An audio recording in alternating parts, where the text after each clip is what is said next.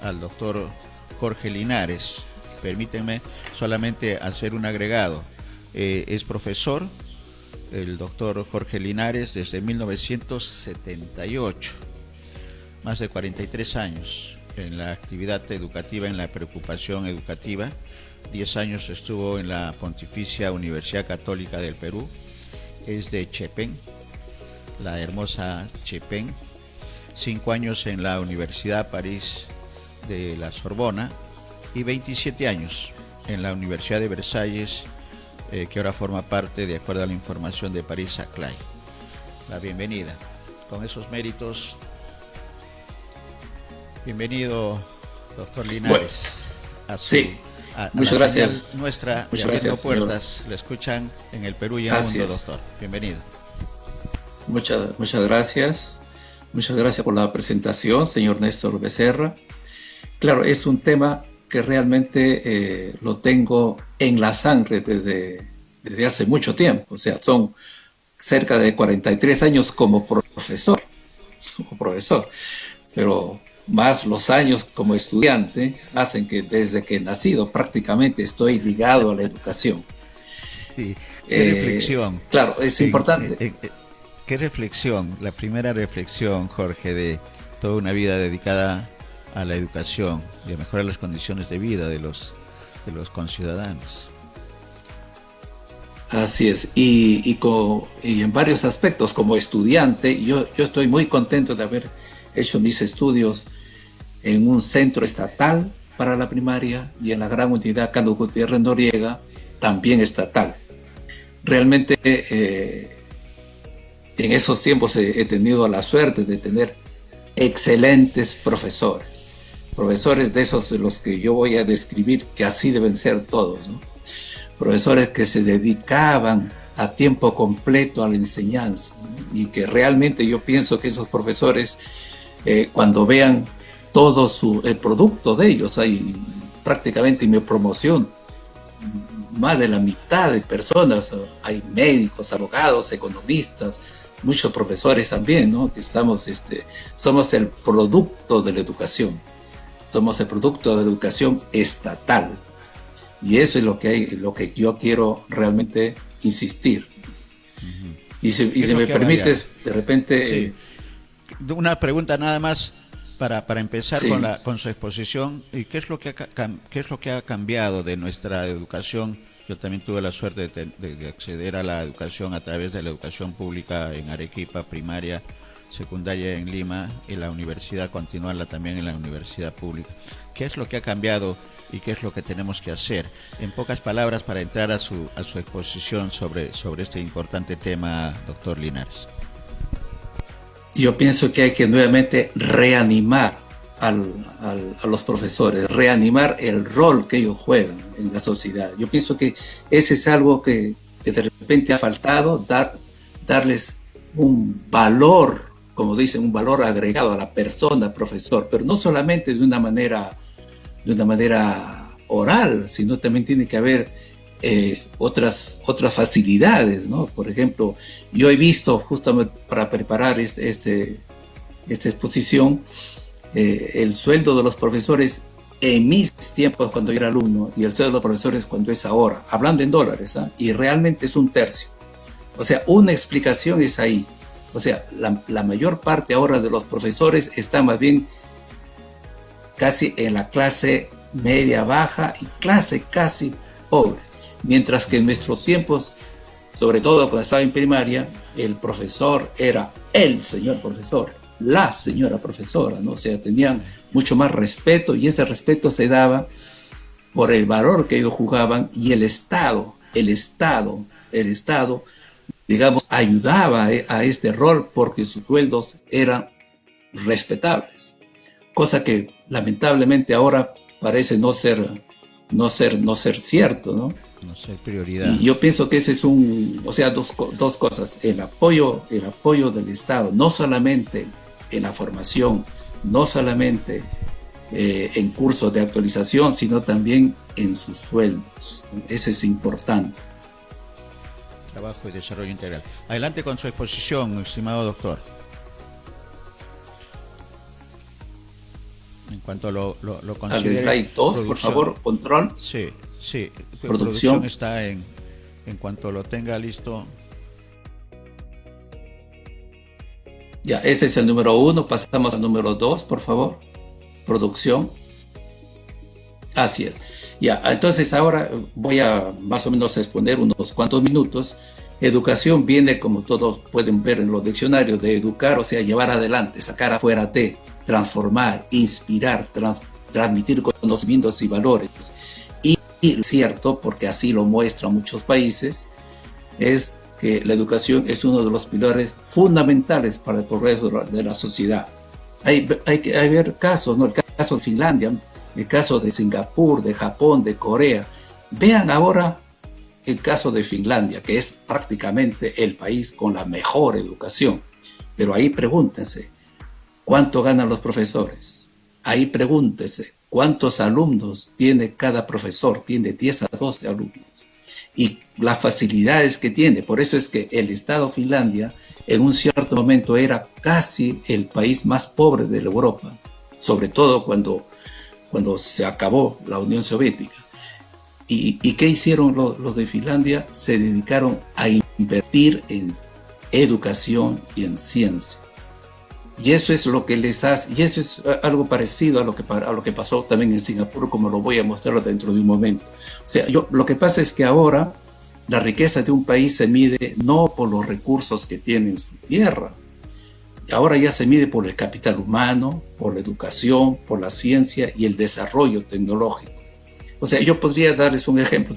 Supongamos el precio de un carro nuevo, con muchas opciones, nuevo, le cuesta, digamos, $90,000. Bueno, $90,000 es un precio más o menos bueno, pero supongamos este carro con todas sus opciones, por alguna razón es destrozado, de repente un camión atrás y un camión adelante lo destroza como un acordeón y queda ahí ese carro. Ese carro tiene la misma cantidad de aluminio, de caucho, de oro, de cobre, tiene la misma cantidad que cuando estaba nuevo. ¿Cuál es la diferencia? La diferencia es cabeza, la diferencia es capital humano, la diferencia es ciencia y tecnología, ¿no? Esa es prácticamente, de una manera un poco exagerada, entre un país que solamente tiene recursos y no lo transforma, y otro país que compra los materiales, que compra los minerales, y luego con esos minerales hace sus semiconductores, sus circuitos integrados, microprocesadores, computadores, carros, aviones, barcos, ¿no? Y ¿cuál es la diferencia? La diferencia es el capital humano y sobre todo el convencimiento de un gobierno de invertir en ciencia y tecnología. ¿Podemos pasar control al número 3, por favor? Ya, ahora entonces el caso de Singapur también es un caso muy típico, a pesar de que Singapur no es un país del tamaño del Perú, es una ciudad-estado, pero sin embargo, si ustedes ven la historia, en el año 59 Singapur era prácticamente uno de los países más pobres. Y ahora es uno de los países con un mejor nivel de vida y prácticamente no hay desempleados. ¿Por qué? ¿Qué pasó? Entró un gobierno justo después de la independencia y se dedicó a invertir en educación y lo sigue haciendo, Ahí los profesores ganan bien, los profesores son bien considerados. El 20% del presupuesto se va a la educación porque es una inversión para asegurar la prosperidad de un país. Y sobre todo en educación primaria. Claro, no es suficiente la educación. Es necesario, pero no es suficiente. O sea, Singapur, además de eso, ¿qué cosa hizo? Una lucha contra todo tipo de corrupción y de irresponsabilidad social y tratar de promover la disciplina en los estudiantes, adolescentes, en los adolescentes, profesores, funcionarios, en todos la disciplina, es decir, como dice mi colega Jorge Wong, el orden, la limpieza, la puntualidad y la responsabilidad. Pero para exigir la disciplina en los estudiantes, el profesor tiene que dar el ejemplo. Para exigir la disciplina en un pueblo, las autoridades tienen que dar el ejemplo. Yo les quiero mencionar la suerte que tuve, cuando fui a Francia, el primer año tuve a un profesor, Louis Néel, que es un premio Nobel de física, y en el segundo año a otro premio Nobel de física, Rudolf Mossbauer. Estas personas, Louis Néel era director de un laboratorio que en ese tiempo se llamaba Laboratorio de Magnetismo y ahora se llama Laboratorio Louis Néel. Tenían en su laboratorio cerca de 200 investigadores, pero eso sí, los martes a las 9 de la mañana en punto, uno podía casi chequear su reloj. Si quieres ponerlo a las 9, ves a qué hora entra Louis Néel, ¿no? O sea, era un puntual durante 12 semanas, una rigurosa puntualidad. Una persona con inmensas responsabilidades, pero su compromiso con los estudiantes lo respetaba totalmente. Igual, al año siguiente, tuve al otro premio Nobel, Rudolf Mossbauer, que era director de un instituto europeo del agua en Langevin, que es el instituto de gran flujo de neutrones. Hay que hacer proyectos inmensos para poder estar autorizados a utilizar una línea para hacer investigaciones, pero él se comprometió a hacer 6 semanas, 6 semanas, todos los miércoles a las 2 de la tarde, y era un reloj. ¡Tac! A las 2 de la tarde en punto entraba Rudolf Mossbauer. Eso para decirles entonces que el ejemplo hay que siempre darlos, así uno esté totalmente ultra responsable de muchas cosas, ¿no? Es algo que a veces noto que algunos de mis compañeros en el Perú dicen, no tengo tiempo para esto, llego tarde, no, eso es, por eso la disciplina tiene que darse a todo nivel. La siguiente slide, por favor. Ahora quiero hablar de cosas, la educación, que es una cosa que estas frases prácticamente se las encuentro en todo lugar. Yo quiero más o menos decir, es uno de los factores que más influyen en el avance y progreso de la ciencia, son los ejemplos de los países que he dado, y mejora los niveles de bienestar social y crecimiento económico. Enriquece el conocimiento y promueve el famoso ascensor social, ¿no? Que va a pasar de una clase a otra clase.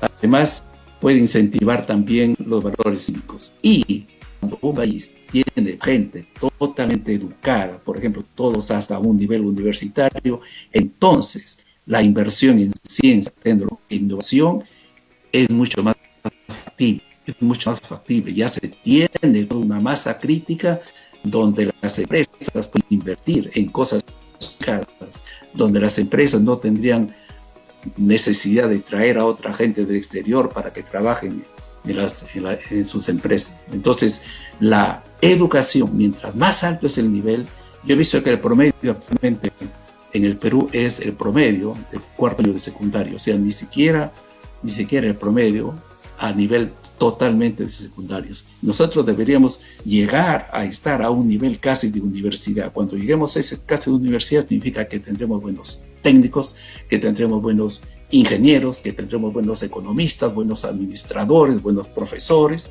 y en ese caso se impulsa la sociedad, se impulsa la ciencia, la tecnología y la innovación.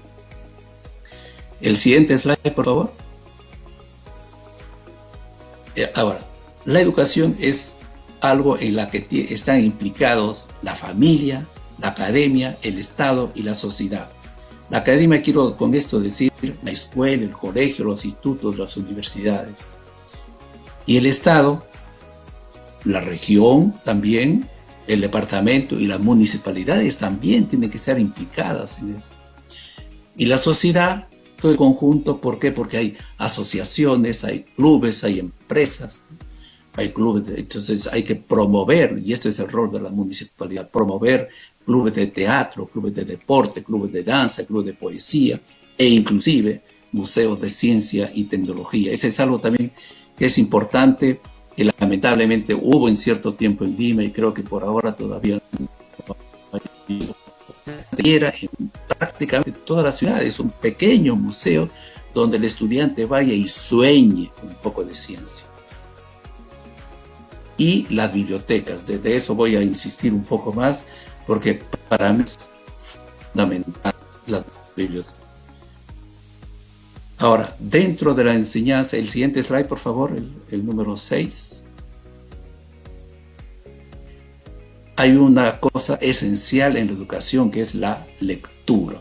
Hay que promover la lectura, promover desde los niños, de los adolescentes, los universitarios, los profesores, todos. La lectura debe ser la base a lo largo de toda nuestra vida. La lectura nos da conocimiento, vamos a estar informados, curiosidad, imaginación, inspiración, activa las conexiones en el cerebro cada vez que uno lee, facilita la concentración y mejora, por supuesto, la gramática, la comprensión de textos y permite investigar sobre algunos de los temas. Es algo que tiene que hacerse durante toda nuestra vida, ¿no? Les invito, por ejemplo, a ver el caso de un libro, El paraíso de la otra esquina, de Mario Vargas Llosa, donde él cuenta la historia de la franco-peruana Flora Tristán y de su nieto, el pintor Paul Gauguin. Y realmente uno lee y tiene conocimientos de la época en la que vivió Flora Tristán, de que hicieron los inicios del movimiento feminista y movimiento sindical, porque ella estuvo en los dos lados. También la de la vida de Paul Gauguin. Uno puede imaginarse cosas, por eso se ayuda a la imaginación, la creación. El slide, por favor. Ahora yo quiero aprovechar el siguiente slide, control. Ahora, quiero más o menos ver cómo la lectura tiene que ver con lo que voy a contar. Este señor Ugar Sahin, que algunos de repente han visto su foto, es una persona que nació en el 65 en Turquía, y a los 4 años viaja con su madre a Colonia, en Alemania. O sea, ¿qué pasó? Primero su padre vino a Alemania, trabajó en una fábrica de autos, cuando ya más o menos reunió cierto dinero, alquiló un departamento y trajo a su esposa y a su hijo de 4 años. Este hijo de 4 años, dicen que tenía seguramente sus conexiones de neuronas bien hechas, pero además un apoyo familiar y además un apoyo del Estado, porque tenía buenas escuelas, acceso a buenas escuelas, buenos colegios y a buenas bibliotecas. Esta persona, que en ese tiempo no contaba con mucho dinero, imagínense, era un obrero, la bibliotecaria de Colonia dice que a esa persona siempre lo veía desde los 12 años, que ya iba solo a buscar 2 libros por semana. Un libro que lo hacía soñar en ciencia y tecnología y otro libro de una novela. Y cada semana se leía 2 libros. Eso le abría su espíritu, eso le abría la imaginación. Esta persona después se hizo medicina, pero le interesaba mucho más la investigación y, bueno, se casó también con otra turco-alemana, que también era científica, y ellos crearon una sociedad pequeña que se llama BioNTech. Y BioNTech, cuando ya supieron del problema del virus, del COVID-19, esta persona empezó a pensar cómo hacer en base a la ARN. Había otra persona había trabajado mucho con eso, que es Katalin Karikó. Katalin Karikó había trabajado en esto de 36 años, en 1985 trabajaba en este tema y él tuvo la inteligencia, este Sahin tuvo la inteligencia de decir, esta técnica lo puedo utilizar para hacer una vacuna anticovid. Y él es el que él encontró, en su cerebro se desarrolló una de las primeras vacunas, pero él convencido que su vacuna iba a funcionar, pero al mismo tiempo midió que su pequeña empresa no podía alimentar todas las vacunas para todo el mundo. Entonces por eso se puso en contacto con Pfizer y Pfizer optó inmediatamente y ofreció todos sus inmensos laboratorios para producir lo que está haciendo ahora, produciendo vacunas y, entre comillas, salvando al mundo. Esta persona, por ejemplo, es el ejemplo típico, como ya tenía sus neuronas seguramente bien hechas, pero al mismo tiempo su ambiente familiar, la inversión que hace Alemania en la educación para proteger a los cerebros más o menos bien hechos, y las bibliotecas que le ha permitido ampliar su inteligencia. Y esa persona, imagínense, bueno, ahora es ya multimillonario, o sea, Si cuentan a los multimillonarios en Alemania, él está en el 98, 99, o sea, pero sigue ahí trabajando porque él tiene una obsesión, curar cierto tipo de cáncer. Él cree que lo pueden hacer para esto. Bueno, entonces, claro, y además ya pasaron la o sea, hay también otras cosas más que debe enseñarse, que son la matemática, la educación física, la educación artística, la historia, geografía, educación física y la educación de salud. Acá quiero pararme un ratito. Ya estamos quiero pararme un ratito acá en educación de salud, porque es también importante que las escuelas, colegios e inclusive universidades se den nociones de salud, ¿no? Para que así sepan de que hay que lavarse las manos antes de comer, no solamente ahora con el problema de COVID, sino siempre. Así se evitan muchas enfermedades que son transmitidas con la mano. Y ya se enseña los problemas nefastos del alcohol, de los cigarros y de las gaseosas azucaradas, ¿no? Hay que evitar ese tipo de cosas, abusar de esto, para evitar el diabetes, para evitar el colesterol, para evitar los derrames cerebrales, ¿no? El siguiente slide, por favor. Y ahora ya estamos casi por terminar. Yo lo que quiero decir entonces es que el profesor de primaria tiene un rol sumamente importante.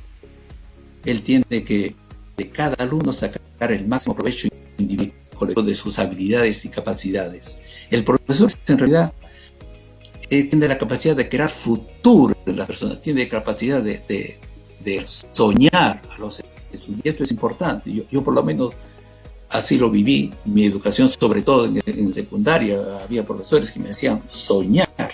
Realmente tenía un profesor de Historia Universal que parecía que él estaba ahí en la Plaza de la Bastilla contando la Revolución Francesa.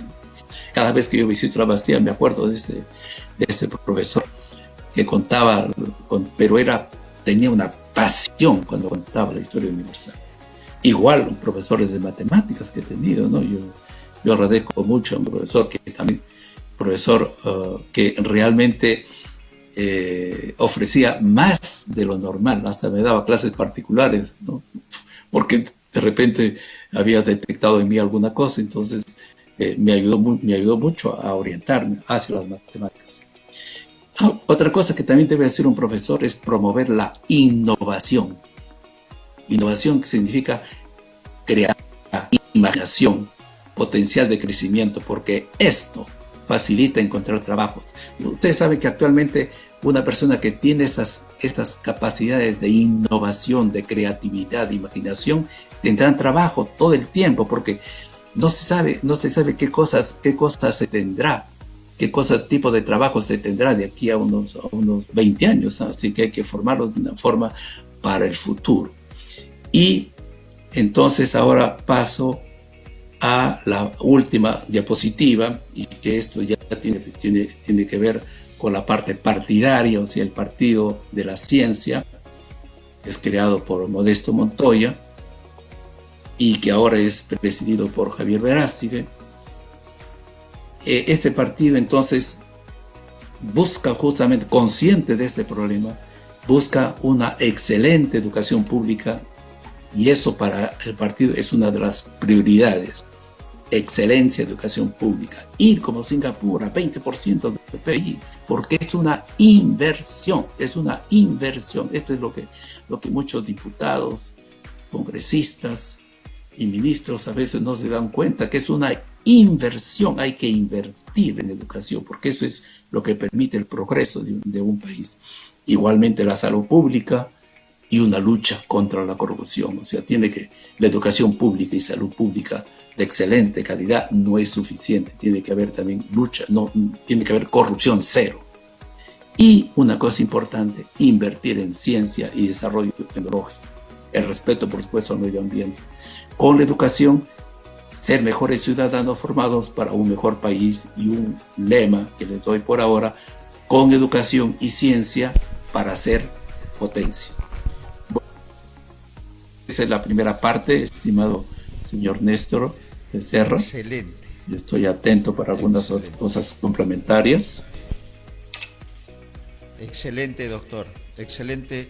Lástima que la comunicación de imagen no está en la mejor de las formas por este tema de conectividad, que ese debe ser uno de los retos de los próximos gobiernos. Y muy bien, felicitaciones, doctor, por toda esta primera, la considero la primera parte de su participación. Debemos de tener una segunda ya con entrevista, con preguntas y respuestas, pero creo que nuestros televidentes en todo el mundo, especialmente en nuestro país, doctor, han captado, y lo señala el número de visitantes que estamos teniendo en este momento en el programa por esta brillante exposición. Me quedo con algunas palabras claves que ha dado a conocer, y una de ellas es la lectura, la imaginación, palabras que están relacionadas, el tema de la biblioteca, y que en el caso de los profesores como profesión tiene que ser una profesión que además cause pasión, pasando por remuneraciones adecuadas para el desempeño de su noble misión. Es una profesión, pero además es una misión importante. Doctor, nosotros le agradecemos por esta primera entrevista. Vamos a esperar que sus tiempos lo permitan para poder ampliar ya de lo que se va a hacer en Participe, en el Partido de la Ciencia en el Perú. Sus palabras finales de esta primera parte, así la estamos considerando en producción, doctor Linares, de esta excelente exposición que ha hecho del diagnóstico de la situación de la educación y las soluciones a través del partido de Participe. Sí, es simplemente el convencimiento de que sin educación el Perú quedará donde está. O sea, la educación es necesario para poder pensar en otras cosas. Mientras no se solucione el problema de educación, realmente no podemos avanzar, no se puede avanzar. El país necesita fortalecer la educación, y una educación pública, una educación que cubra a todo el país y de excelente calidad. Yo lo que tengo entendido es que en un momento se usa una cobertura total, pero lamentablemente todavía no se logra tener un nivel a todos, ¿no? O sea, por eso es que aparecen muchas escuelas y colegios privados, ¿no? O sea, sí. Es lamentable que aparezcan, es el símbolo de que el gobierno no está haciendo bien las cosas. Cuando hay muchos más colegios privados que colegios estatales de calidad, significa que hay un problema, se está creando un gap, una diferencia cada vez más importante, y eso no se puede permitir, ¿no? Porque eso da lugar a extremismos y a otras cosas. Sí, hay que darle soluciones. La educación en nuestro país se fue perdiendo desde los 70 y los 80. Ir a un colegio privado era cuando no se podía rendir en la educación pública, y eso se fue perdiendo. Gracias, doctor. Tenemos que ampliar. Necesariamente va a depender de sus tiempos en Francia, en la ciudad de Versalles, y felicitaciones por su brillante trayectoria en el tema educativo, doctor. Muchas gracias. Muchas gracias. Adiós. Hemos estado con el doctor Linares, Jorge Linares. Yo recuerdo que el profesor que tuve en primaria en Arequipa, en el 936, Miguel Grau, mi profesor se llamaba Jorge Linares Borja. Las coincidencias que tiene la vida.